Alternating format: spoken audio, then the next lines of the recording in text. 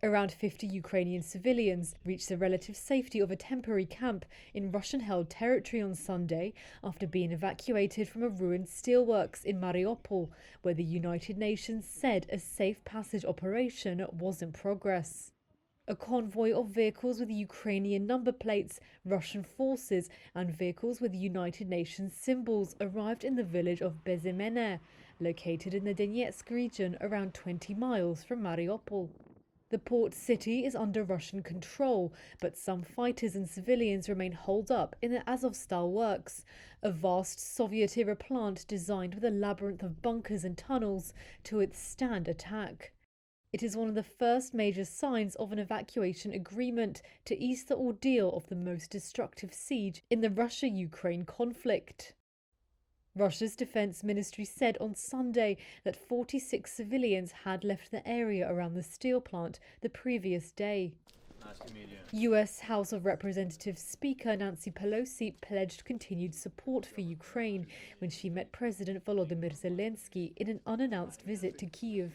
We believe that we are visiting you to say thank you for your fight for freedom, that we are on a frontier of freedom, and that your fight is a fight for everyone. And so our commitment is to be there for you until the fight is done.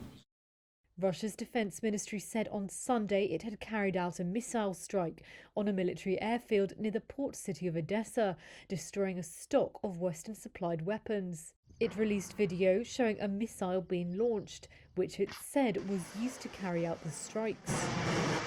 On Saturday, Ukraine said Russian missiles had knocked out a newly constructed runway at Odessa's main airport. President Zelensky pledged in an overnight address to rebuild it. It was unclear if they were referring to the same incident, and Reuters could not immediately verify the reports.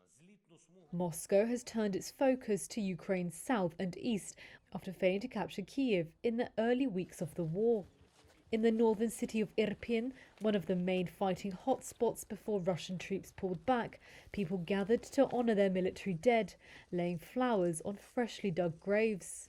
10-year-old Savely Krotkich's father Ivan was killed by shelling. His mother Alla said she was thankful to her husband, who she said died defending their city.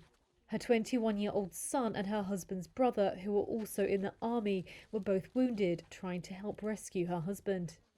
Tetiana Bliznyuk's husband also died fighting. She said he always used to bring her flowers, but today it was her turn to bring them to him.